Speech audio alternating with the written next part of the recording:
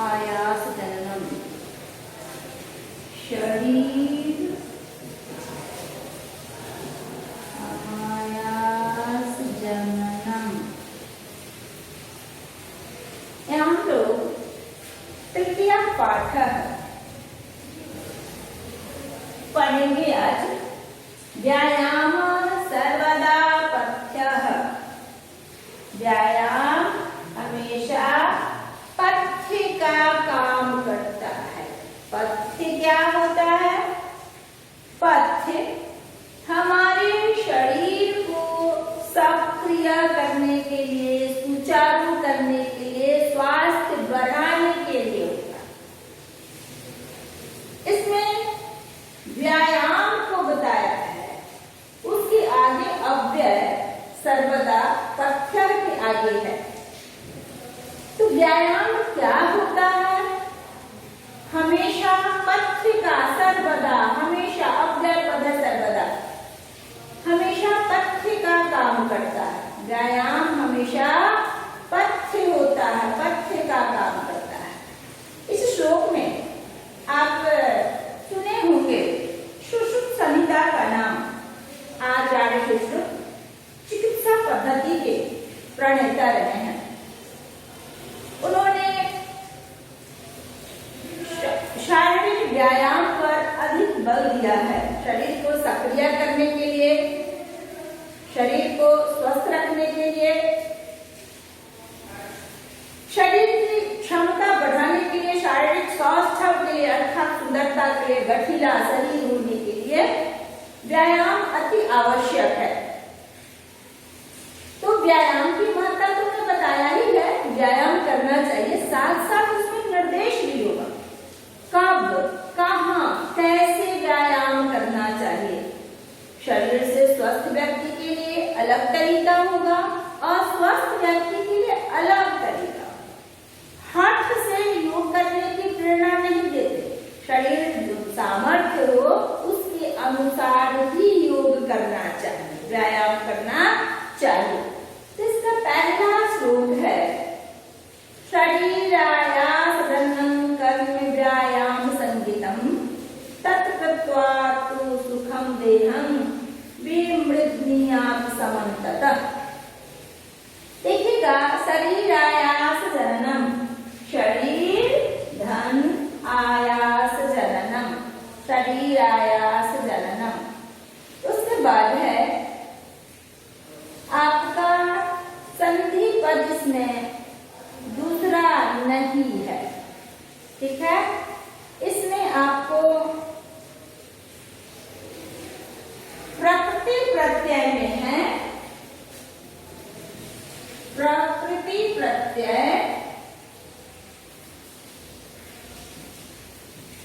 में क्या है? तो प्रकृति प्रत्यय में है आपको सबसे पहले ध्यान दीजिएगा, कृत्वा, क्री धातु है। क्री क्या है? प्रकृति है। और प्रत्यय, इसमें कृत्वा, त्वा प्रत्यय लगा है, कृत्वा हो गया। जननम है, जन धातु माने उत्पन्न होना, पैदा होना। जन धातु में ल्युट प्रत्यय लगाएंगे, ल्युट का अनादेश होता है तो जननम बना, जननम। फिर देखिएगा संगीतम, सम उपसर्ग है, सम उपसर्ग, ज्ञा धातु मतलब जानना होता है, इसमें त प्रत्यय कर दिया तो क्या हो गया? संगीतम, संगीतम। ये आपके हो गए प्रकृति प्रत्यय। उसके बाद देखिएगा आप, समस्त पद भी है इसमें। शरीर आयास जननम, आयास जन्म का मतलब हुआ आयास, परिश्रम जन्म, परिश्रम से उत्पन्न, परिश्रम से प्राप्त। तो शरीर आयास जननम, शरीर आयास जननम का समास विग्रह में देखिएगा, शरीरस्य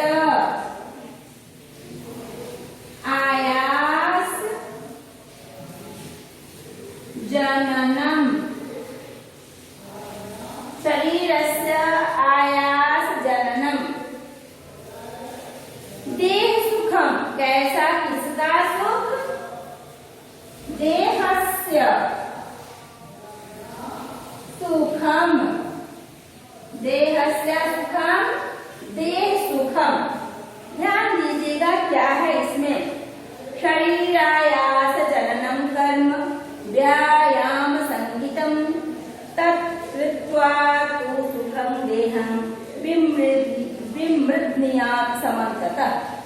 इसमें समन्ततः अव्यय पद है। समन्ततः सब ओर से, सब तरफ से। शरीर आयास जननम, शरीर के श्रम से, मेहनत से उत्पन्न कर्म। व्यायाम संगीतम, व्यायाम संगीतम कहा गया है। शरीर के परिश्रम से उत्पन्न जनित कर्म को व्यायाम कहा गया है।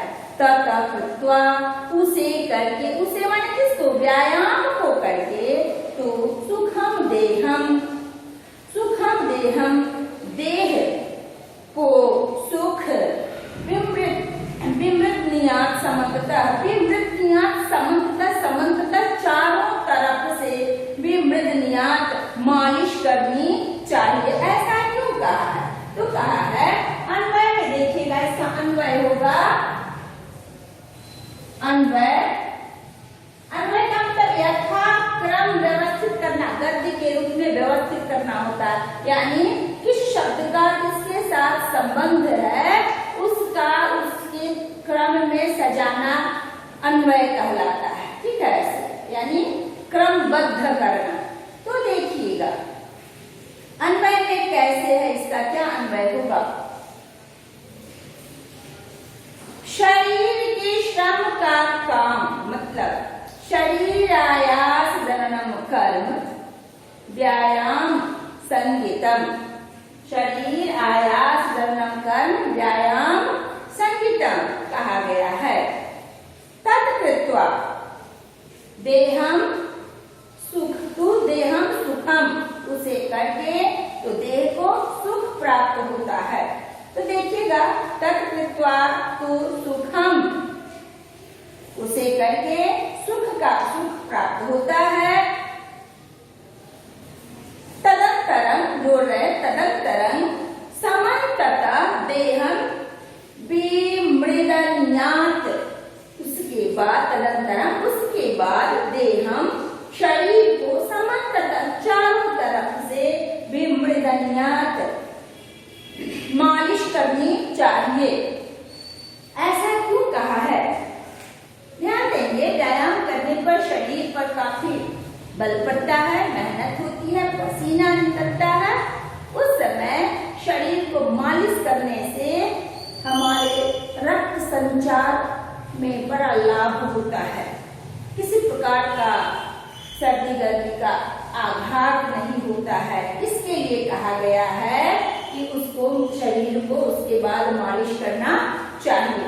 फिर से देखिएगा, शरीर आयास जननम कर्म व्यायाम संगीतम तत्कृत्वा, अर्थात व्यायाम कृत्वा तु सुखम, ब्रैकेट में हम डाल सकते हैं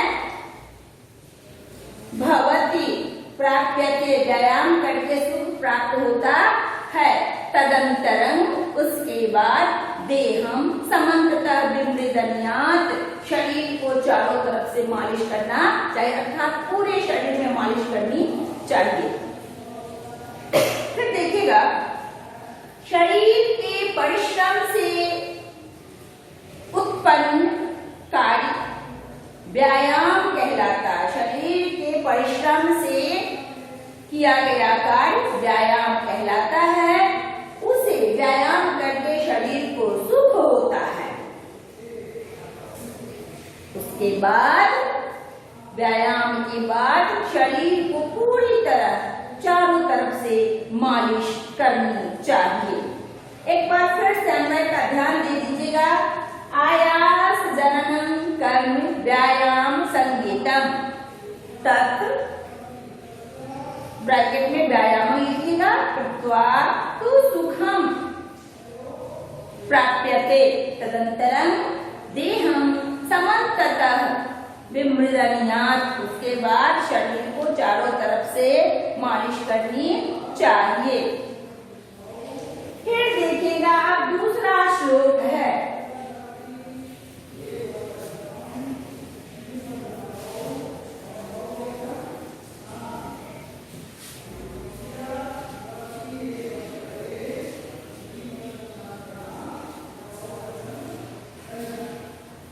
श्लोक नंबर 2 है।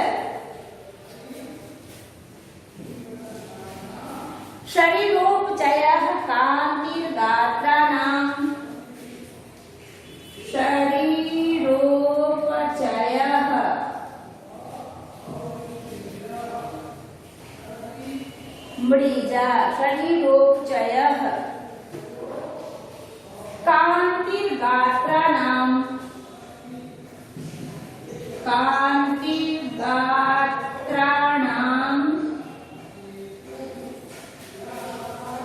सुविभक्तता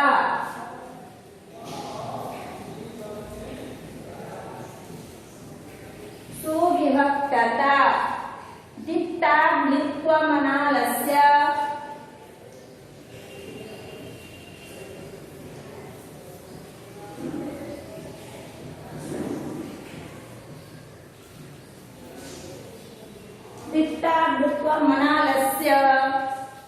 स्थिरत्वं लाघवम्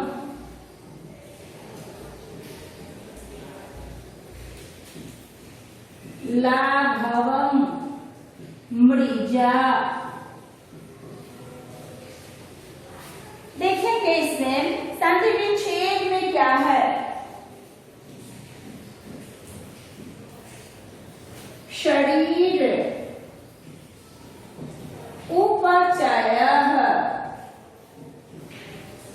कान्तिः गात्राणां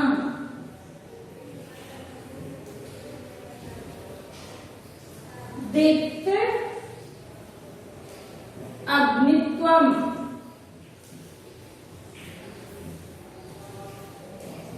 अनालस्य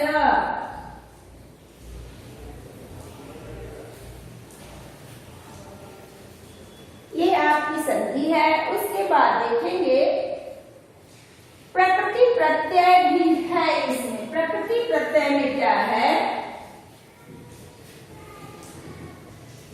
प्रकृति प्रत्यय में क्या है। सुविभक्तता सु उपसर्ग है,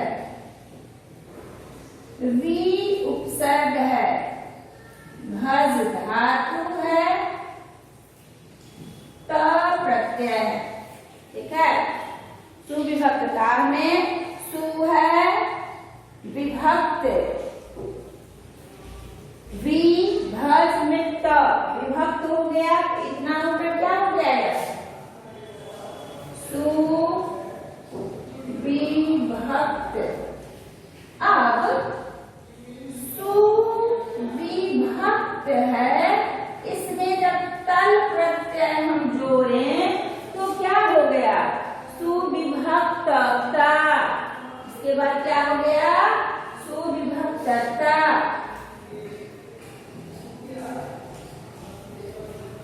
सुविभक्तता। फिर इसके बाद है स्थिरत्वम। स्थिर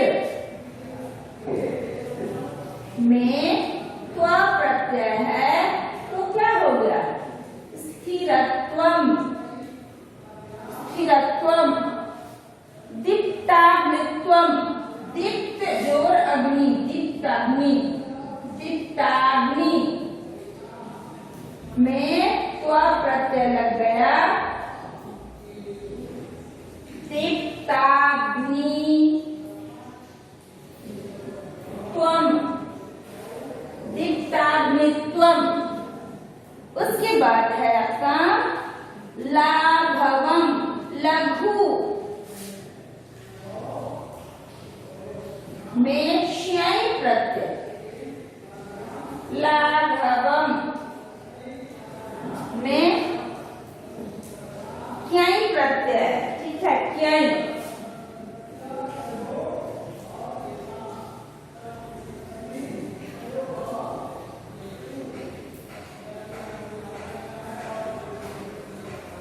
उसके बाद है मृजा। मृज में ता प्रत्यय होकर हो गया मृजा। ठीक है। मृज में टाप मृजा। अब इसमें छोटा सा समास भी है। शरीरोपचय शरीरस्य उपचय शरीरोपचय अनालस्यम। न आलस्यम अनालस्यम। शरीरस्य शरीरोपचयः, शरीरस्य उपचयः शरीरोपचयः। उसके बाद है अनालस्य, न आलस्य, अनालस्य, न आलस्य अनालस्य। देखेंगे फिर इसका विग्रह होगा। ये शरीरस्य उपचयः समस्त पर शरीरोपचयः, न आलस्य अनालस्य, नालस्य अनालस्य। तो यह हो गया आपका क्या,